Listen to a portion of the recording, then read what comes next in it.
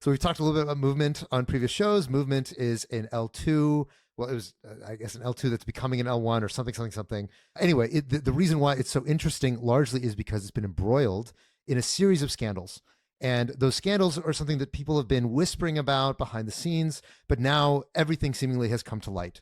The story was broken by CoinDesk on November, or sorry, not November, a couple weeks ago. But the story began in November when a company that was affiliated with Movement Labs, which is the company that developed Movement, signed a deal with a group called Web3 Port.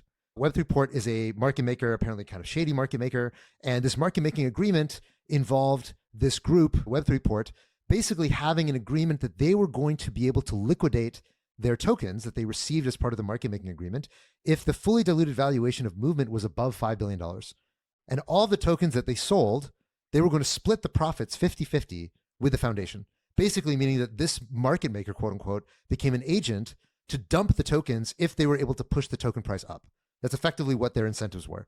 And this was a deal such that not just the market maker was making money, but the Movement Foundation itself would receive the proceeds, which obviously is extremely shady.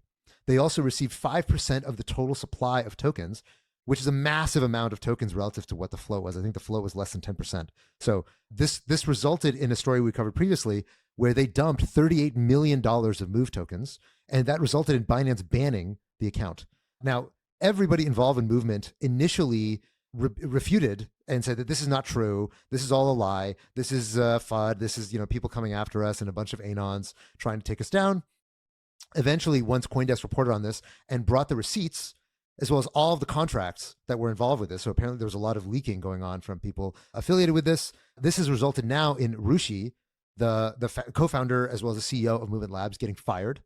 Previously, it was claimed that he was supposedly placed on leave. He denied this. There's just nonstop denials coming from the team that all of this was fake, all of this was FUD. Now, finally, it seems to be, the chapter seems to be closed now on Movement. They're now getting a new team. There's now a new organization that was built called Movement Industries. It's all very confusing, but long story short, Movement has been down only.